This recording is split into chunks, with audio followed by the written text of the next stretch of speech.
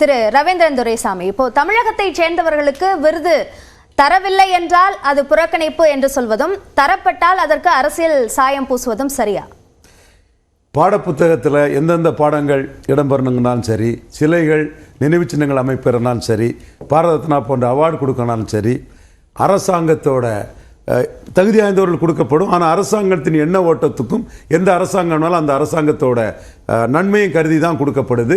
இது இன்று நேற்றல்ல, அவர் சொன்ன மாதிரி 60 ஆண்டுகளாட்டு இந்த இதுதான் தெளிவாக இருந்துட்டு இருக்க தான் 100 உண்மை. குறிப்பாக 1971ஆம் ஆண்டு தமிழ் சினிமாவில் ரிச்சாகாரன் பாபுன்னு 2 படங்கள் வந்தது.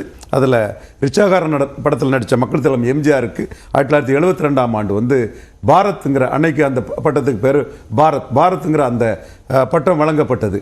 பிற்காலத்தில் அவர் தனிக்கட்சி தொடங்கும் போது வந்து திமுக கழகத்தில் இருந்த ஒரு அமைச்சர் வந்து நாங்கள் தான் அவருக்கு வாங்கி கொடுத்தோம், வேறு என்ன தகுதி உண்டு, எங்கள் கூட காங்கிரஸ் கூட்டணியில் இருந்தனால வாங்கி கொடுத்தங்கிற கருத்தை முன்மொழியும் போது அவர் அதை திருப்பி கொடுக்குறோன்னு கூட எம்ஜிஆர் சொன்னது வரலாறுகளும் உண்டு. அதே வேளையில் சையது துரைசாமி என்ன மேடம் இல்ல விருது கொடுக்கறதுக்கு சொன்னீங்க, கொடுத்துட்டாரு. கொடுக்கல, நான் கொடுக்க தயார்னு சொன்னார், நான் திருப்பி கொடுக்க தயார்னு சொன்னார், ரியாக்ட் பண்ணார். அதுக்கு நான் எனக்கு தேவையில்லைன்னு சொன்னார், திருப்பி கொடுக்கல. அதே மாதிரி இப்போ அவருக்கு சென்னை சென்ட்ரலுக்கு அவருக்கு தொண்டர்கள் சையது துரைசாமி போன்றவங்கெல்லாம் கோரிக்கை வச்சு பிரதமர் கொடுத்தாருன்னா தகுதி வாய்ந்தவர் தான் கொடுத்தார். அவர் இந்த கேஸ்லையும் கன்விட் ஆகலை, ஊழல் வழக்கில் அவர் ஒன்றும் கன்விட் ஆகலை. ஊழல் வழக்கில் கன்விட் ஆனவங்களுக்கும் எம்ஜிஆருக்கு உள்ள வித்தியாசத்தை பார்த்தா கொடுத்தாங்க. பட் எம்ஜிஆருக்கு கொடுத்ததில் அரசியல் லாப நோக்கம் எதிர்பார்ப்பு இருக்கா? கண்டிப்பாக இருக்குது. அதே மாதிரி நீங்கள் கற்பூரி தாகூர் தான் இன்றைக்கி டாப் பாயிண்ட். கற்பூரி தாகூர் ஏன் கொடுக்காருன்னா எமர்ஜென்சி எதிர்த்தவர், ஒரு மிகவும் பிற்படுத்தப்பட்ட ஒரு சமூகம், நை சமாஜ்னு நாவிதரன் நம்ம சொல்லக்கூடிய ஒரு சமூகத்தை சேர்ந்த ஒரு பெரிய ஒரு நேர்மையான எளிமையான தலைவர். அந்த வரலாறு வந்து எல்லாருக்கும் தெரிஞ்ச வரலாறு தான். அவரை பற்றிய முழு விஷயத்தையும் எழுதி பிரதமர் என்னை கொடுக்குறாருன்னா தகுதி வாய்ந்தவர், நூற்றாண்டு விழாவில் கொடுக்குறாருன்னா அவரால் உருவாகினவங்க தான் லாலு பிரசாத் யாதவும் நிதிஷ்குமாரும். இப்போ நிதிஷ்குமார் பாஜகவுக்கு தேவைப்படுறார். அப்போ அதை கொடுக்கும்போது அந்த கற்பூரி தாகூரை மையமாக வச்சு நிதிஷ்குமாரும் விழா எடுக்கிறார், பெரிய அளவில் லாலும் எடுக்கிறாரு, பாஜகவும் அதுக்குள்ள நுழைஞ்சு நாங்களும் இந்த சபல்டன் காஸ்ட்னு சொல்லக்கூடிய இந்த சமூகங்களுக்கும் கற்பூரி தாகூருக்கும் வந்து நாங்களும் அந்த இடத்துல தான் அரசியல் வருதா அப்படின்ற கேள்வி வருது. கண்டிப்பாக வருது. தகுதியான கற்பூரி தாகூர் தான் கொடுக்குறாங்க. அந்த நேரத்தில் அரசியல் இருக்குது. அந்த அரசியல் தானே இன்னைக்கு கற்பூரி தாகூருக்கு அவார்டு கொடுத்ததும் நிதிஷ்குமார் பேசுறாரு. கற்பூரி தாகூர் வாரிசு அரசியலுக்கு எதிராக இருந்தவர், அவருக்கு மகனை அரசியலுக்குள்ள கொண்டு வரல, நான் தான் ராம்சந்தர் தாகூரா, அவரோட சன்னை வந்து நான் தான் ராஜ்யசபா ஆக்கினேன், இன்னைக்கு உள்ளவங்கலாம் வாரிசு அரசியலில் குறியா இருக்காங்கன்னு கற்பூரி தாகூரை மையமாக வச்சு நிதிஷ்குமார் இதை பேசின பிறகுதான் லாலு பிரசாத் யாதவுக்கு டாக்டர் வந்து மாறி மாறி கூட்டணி போகக்கூடியவங்கள மக்கள் புறக்கணிப்பாங்கங்கிற கருத்தை உடனே முன்வைக்கிறாங்க. இவர் அந்த கருத்தை சொல்றாருன்னா அது தேஜஸ்வி யாதவ் மட்டுமல்ல, ராகுல் காந்தி மையமாக வச்சு காங்கிரஸ் தன்னை வந்து பிரைம் மினிஸ்டர் கேண்டிடேட்டா முன்னிறுத்தும், சீஃப் மினிஸ்டர் போஸ்டை ரிஸ்க் பண்ணி பிரைம் மினிஸ்டர் கேண்டிடேட்டாட்டு வரலாம், அதுக்கு ரிஸ்க் கிடைக்கலாம், கிடைக்காம போகலாம். அப்படி இருக்கும்போது அந்த வாய்ப்பு கூட கிடைக்கலங்கிற ஒரு சூழ்நிலை வரும்போது அவர் வந்து அடுத்த கட்டத்துக்கு வராருன்னா அதுல இந்த அவார்டையும் சம்பந்தம் இருக்குது. அதுல அடுத்தால விஜயகாந்த் தகுதியானவர் தான். இது வந்து கமர்ஷியல் சினிமா, ஆர்ட் பிலிம்ங்கிறது நம்மளா சொல்லிக்கிறது தான். அவர் ஒவ்வொருத்தருக்கும் ஒரு பார்வையும் இருக்குது. இது உழவன் மகன், இது பல புலன் விசாரணை, கேப்டன் புறாவரெல்லாம் கமர்ஷியல் படம் தான். அந்த கமர்ஷியல் படம் ஊமை ஒளிகள் இதெல்லாம் கமர்ஷியல் படம்னாலும் கூட ஒரு புதிய DFT diploma in film technology ஸ்டூடெண்ட்ஸை முன்னிறுத்தி வித்தியாசமாக கொடுத்த கமர்ஷியல் படங்கள் தான் அவை.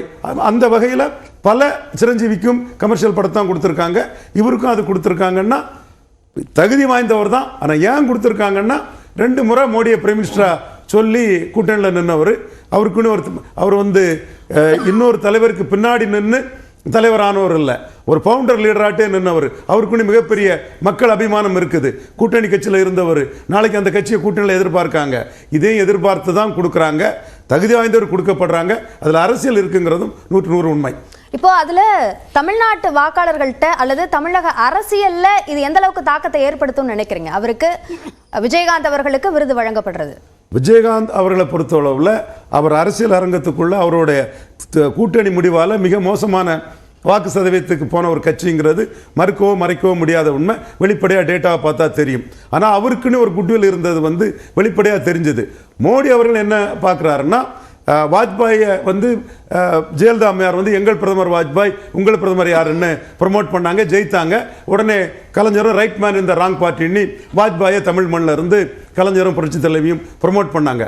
ஆனால் மோடியை இங்கே ப்ரொமோட் பண்ணது விஜயகாந்த் தான். தன்னை ப்ரொமோட் பண்ணவருக்கு ஒரு கிராட்டிடியூடை காட்டுறாரு. அவருக்கு மிகப்பெரிய மக்கள் ஆதரவு, ஒரு யார்கிட்டையும் தலைவராக இல்லாமல் யார்கிட்டையும் தொண்டராக இல்லாமல் அவரே தலைவராக இருந்தேன்னு ஒரு ஆதரவுலையும் இருக்குது.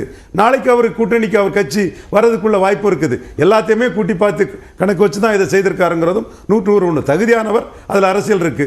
டி குரூஸ் அவர் கேட்டது நியாயம்தான். குரூஸ் வந்து மோடிக்காக 14ஆம் ஆண்டு நின்னாருங்கதான் இருக்குது. இந்த மாதிரி தான் மற்ற காலகட்டங்களில் நடந்திருக்குங்கிறதும் உண்மை. ஓகே திரு நாகராஜ், இப்போ தேர்தல் நெருக்கத்துல கற்பூரி தாக்கூருக்கு விருது அறிவிக்கப்படுறது அப்படின்றது வந்து ஓபிசி வாக்கு வங்கியை குறிவைக்கக்கூடிய ஒரு அரசியல் நகர்வு அப்படின்ற ஒரு பார்வை முன்வைக்கப்படுது. இல்ல, நீங்க இதுக்கு முன்னாடியே சொல்றேன், 5 மாநில தேர்தல்ல ஓபிசி கையில் எடுத்தாங்க. யாரு? எதிர்கட்சி சாதிவாரி கணக்கெடுப்பை கையில் எடுத்தாங்க. பட் நாங்க அந்த சமயத்துல பண்ற மாதிரி தான் அந்த சமயத்துல அதை பண்ணிருக்கலாம். சாதிவாரி கணக்கெடுப்பை வெளியிட்டது யாரு? நிதிஷ்குமார் தானே? இல்ல அவர் வெளியே விட்டாரு. பட் காங்கிரஸ் போன்ற கட்சிகள், இன்றைக்கு குற்றம் சொல்ற கட்சிகள் எல்லாமே அன்றைக்கு அவங்கதான் சாதிவாரி கணக்கெடுப்பை கையில் எடுத்தாங்க. ராகுல் காந்தி கையில் எடுத்தாரு, ஓபிசி குறித்து பேசினாரு. பட் நாங்க அது குறித்து அந்த சமயங்கள்ல இதுவான வேக்ஷன் எதுவும் பண்ணல. இது இயற்கையா நடக்கின்ற நிகழ்வு. அதான் சொல்றேன், இதை வந்து எது நடந்தாலும் அரசியலா பாக்கிடுறாங்க. நான் இன்னும் சொல்றேன், கோயம்புத்தூர்ல ஒரு முறை பாரத பிரதமர் வந்தப்போ பாப்பம்மாள் அப்படிங்கிற ஒரு மேட்டுப்பாளையத்துல 108 வயது அவங்களுக்கு பத்மஸ்ரீ கொடுத்தாங்க.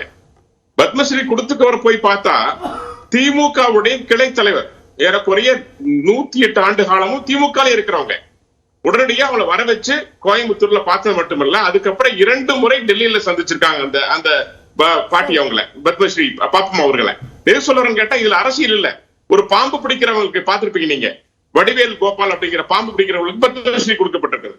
அதே மாதிரி 2000 பேருக்கு இயற்கை மருத்துவம் பார்த்தவங்க, சுலகிட்டி நரசம்மா அப்படிங்கிறவங்களுக்கு அவங்களுக்கும் பத்மஸ்ரீ கொடுக்கப்பட்டிருக்கிறது. நீங்க இந்த 110 பேர் தேர்ந்தெடுத்து பார்த்தீங்கன்னா ஒவ்வொருவரும் ஒவ்வொரு வகையில இந்த நாட்டுக்கு மிகப்பெரிய சேவை செஞ்சுட்டு வராங்க. அதனால இந்த 2 பேர் 3 பேரை மட்டும் குறிவித்து தாக்குறதுங்கிறது இவர்களுக்கு ஏற்பட்ட பயம். அதான் சொல்றேன், இவர்களுக்கு ஏற்பட்ட பயம். இது அரசியலாக பார்க்க வேண்டிய அவசியம் இல்லை.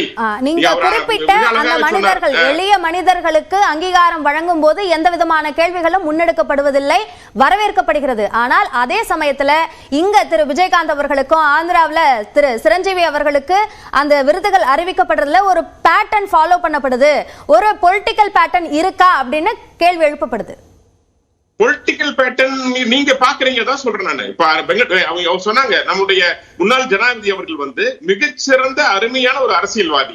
துணை ஜனாதிபதி ஆனதுக்கு அப்புறம் அவர் பாட்டுக்கு ஒரு பணியில் இருக்காரு. அதே மாதிரி நீங்க பார்த்தா நேரு அவர்களுக்கு கொடுக்கப்பட்டிருக்கிறது. ராஜீவ்காந்தி கொடுக்கவில்லை, அவங்களே கொடுத்துட்டாங்க. யாரும் கொடுக்கல, நேரு அவர்கள் தனக்கு தானே கொடுத்துக் கொண்டார். இந்திரா காந்தி அவர்கள் தனக்கு தானே கொடுத்துக் கொண்டார். ராஜீவ் காந்தி அவர்கள் தனக்கு தானே கொடுத்துக் கொண்டார். இப்படி பார்த்தா காங்கிரஸ் ஆட்சி கொடுத்துக்கிட்டாரு. யாரு? நேரு மறுத்தார். இல்ல இல்ல, நேரு தனக்கு தானே விருது எப்ப கொடுத்தாரு? ஆய்வுக்குழு தான், அந்த பணிக்குழு தான் கொடுத்தாரு. பாரத ரத்னா விருது இவங்களுக்கெல்லாம் கொடுக்கப்பட்டிருக்கிறது. இவர் காலத்தில் கொடுக்கப்பட்ட விருதுகள் சொல்றேன் நான். அதாவது தவறா சொல்றாரு. நான் சொல்லிட்டேன், தொடர்ந்து சொல்லுங்க திரு நாகராஜ். இல்ல இது மாதிரி காங்கிரஸ்ல பாத்தீங்கன்னா அவர்கள் கொடுத்த லிஸ்ட் பட்டியல் பிவி கிரி அவர்கள் கொடுக்கப்பட்டிருக்கிறது, காமராஜ் அவர்கள் கொடுக்கப்பட்டிருக்கிறது. அப்புறம் காமராஜ் கொடுத்த அரசியலா பார்க்க முடியுமா? அதே மாதிரி எம்ஜிஆர் அவர்களுக்கு பாரத் ரத்னா கொடுக்கப்பட்டிருக்கிறது, காங்கிரஸ் ஆட்சி காலத்தில் கொடுக்கப்பட்டிருக்கிறது.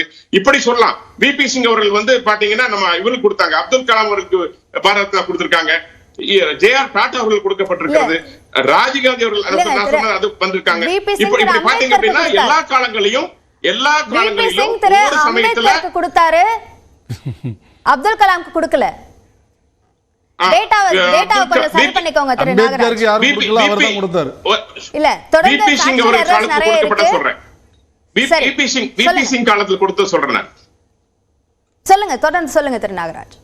இப்படி பாத்தீங்கன்னா தொடர்ச்சியாக பல முறை காங்கிரஸ் கொடுத்திருக்காங்க.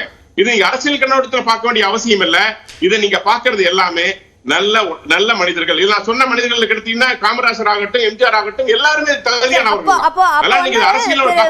மாயாவதி ஒரு கோரிக்கை வைக்கிறாங்களே, கன்ஷிராம்க்கு பாரத ரத்னா விருது அறிவிக்கப்படணும்னு, அது ஏன் பரிசீலனைக்கு எடுத்துக் கொள்ளப்படல? கட்டாய பரிசீலனை எடுக்கப்படும். அடுத்த முறையும் நாங்க தான் ஆட்சியில் இருக்க போறோம். கட்டாயமா கன்ஷிராம் அவர்களுடைய அவங்க மாயாவதியுடைய கருத்து கட்டாயமா கணக்கில் எடுத்துக் கொள்ளப்படும். சரி லெனின்.